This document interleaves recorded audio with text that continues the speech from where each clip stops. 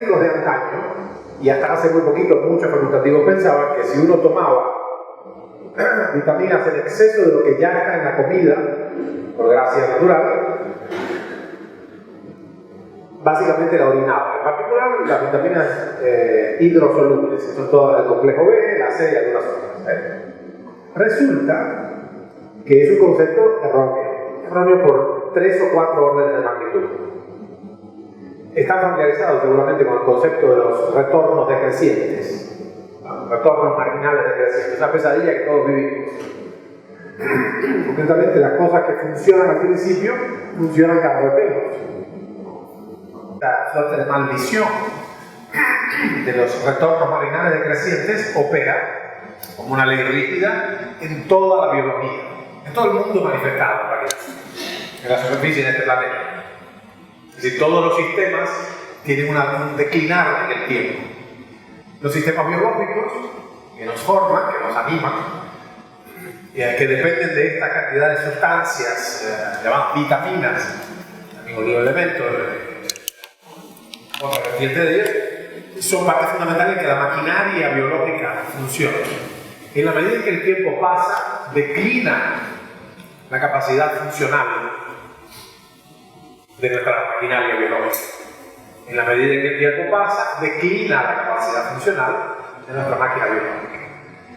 De manera que en la más perfecta de las dietas, no quiero entrar en la aberración conceptual que es la dieta balanceada, eso ya es directamente un concepto perimido, pero la más perfecta de las dietas, la dieta ideal, no tiene la suficiente cantidad de micronutrientes para seguirme sosteniendo después de los 30.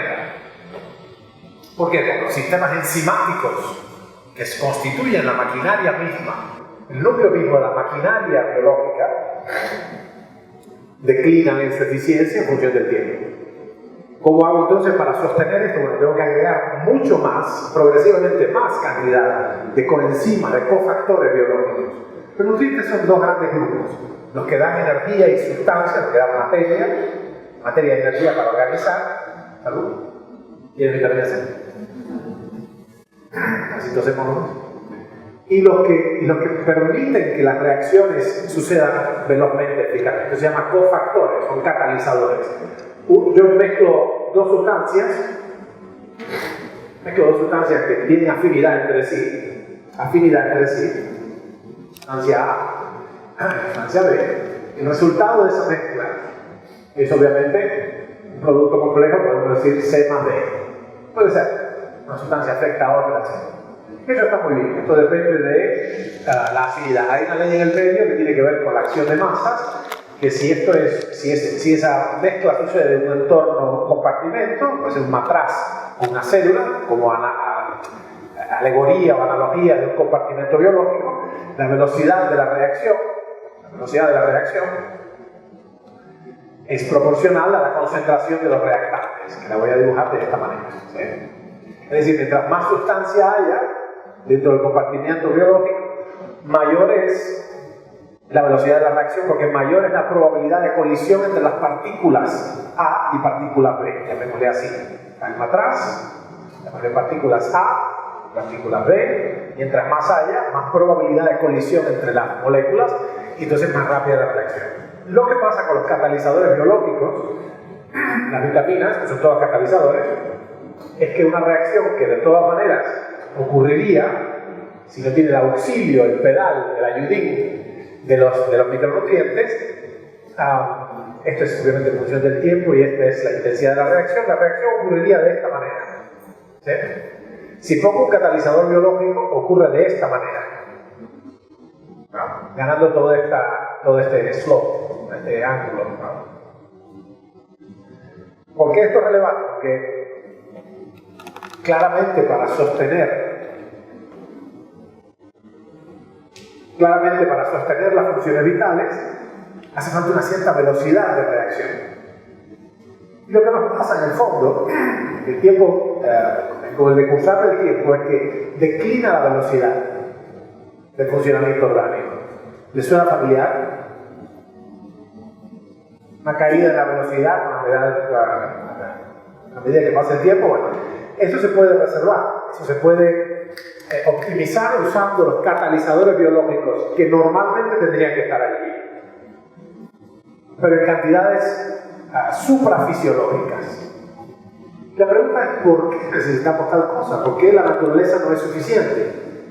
Bueno, todos los que tienen más de 30 no tendrían ya que estar aquí.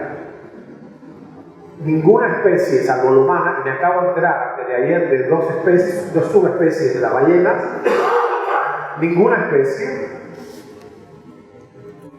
vive sustancialmente nada más allá del fin de su capacidad reproductiva. Es decir, termina tu capacidad reproductiva, terminas tu misión en el planeta. En tal caso, claramente para esas especies la nutrición es suficiente. ¿Por qué digo esto? Pero claramente, desde el punto de vista de la biología evolutiva, claramente el propósito de la nutrición es sostener la capacidad reproductiva.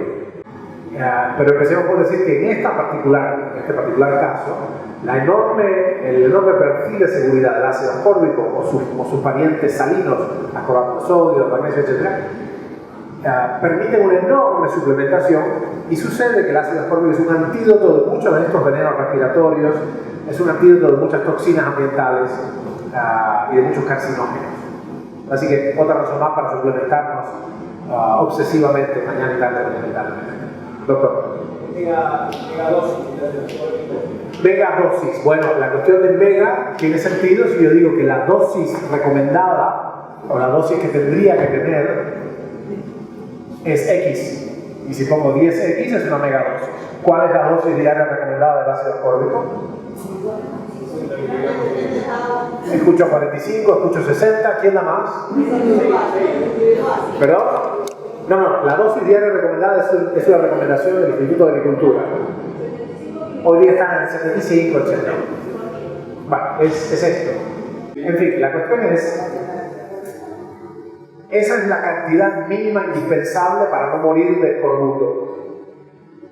El escorbuto, recordarán todos, de la enfermedad terrible que fue el azote de la humanidad hasta que se comprendió que había un misterioso factor nutricional en los alimentos que curaba el escorbuto, y el escorbuto es esta enfermedad, se te caen los dientes, se te rompen los huesos, te deshaces por falta de colágeno. El colágeno no se puede apretar porque la hidroxilación del colágeno bioconectivo depende de ácido ascórbico. Entonces, ¿cuál es el sueldo mínimo, minimum wage? ¿Cómo se dice minimum wage? 6.000 pesos. Anda, 6.000 pesos es el monto mínimo de ingresos para no estar en la miseria en la calle. Mutatis mutandis, hay una cantidad mínima de ciertos nutrientes, de aquellos que son esenciales. Esenciales quiere decir que, primero, son imprescindibles para la vida, obviamente, pero no los podemos sintetizar a partir de otros, sino tenemos que importarlos. Todas las vitaminas del complejo B son esenciales, la vitamina C, la D, la A, la K. Si son, su completa ausencia es incompatible con la vida. ¿Vale? Tanto saltó la ingeniería nutricional en el siglo XX que incluso los médicos no entienden mucho, no te podrían describir mucho beriberi, melagra, escorbuto, raquitismo sí, anencefalia sí. Es decir, son realmente desconocidas ya las enfermedades carenciales. El escorbuto, en esa lista, raquitismo, ¿saben qué es? La falta de vitamina D. Los huesos se doblan, no puedo permanecer de pie. Su completa falta es incompatible con la vida. Por suerte, un poco de sol lo resolvería, baño de sol resolvería eso. Se sintetiza a partir del colesterol, la vitamina D, la piel. Fantástico. La vitamina C no hay cómo darle, te la tienes que importar. 63 millones de años atrás, según evidencia fósil, un cataclismo acá, aparentemente un meteorito, lo que fuere, y un grupo emergente de organismos complejos, el genus Homo, se desvió de cierta tendencia a los vertebrados y decidió, por mutaciones, dejar de producir la vitamina C. De hecho, silenciaron un gen que codifica para la enzima que fabrica la vitamina C. Son 4 pasos, se llama bulorlactona oxidasa, de importancia. Esta es la bulorlactona oxidasa. El 4º paso, el primero es azúcar y el final es vitamina C. da la cantidad mínima indispensable de ascórbico para no morir de una enfermedad carencial. ¿Vale? Ahora les pregunto, ¿son 6.000 pesos el sueldo óptimo, el ingreso óptimo? Es el mínimo indispensable. ¿Ok? ¿Cuál sería el ingreso óptimo? ¿Por cuántos órdenes? Bueno, si es en escala logarítmica, logaritmo natural, pues va a ser 10. ¿No?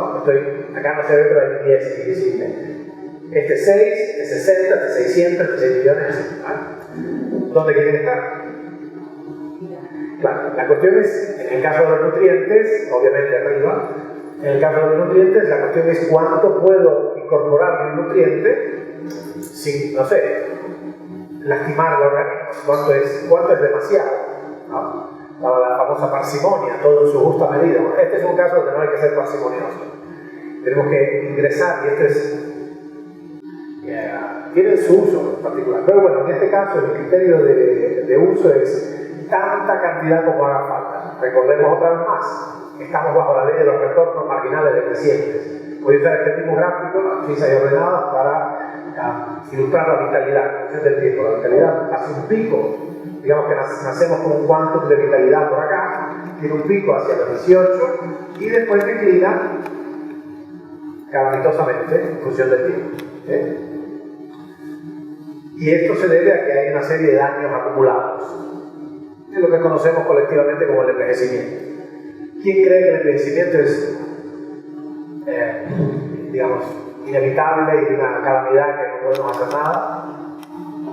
¿Quién cree eso? ¿Quién cree que el envejecimiento es una enfermedad? Yo creo que es una enfermedad.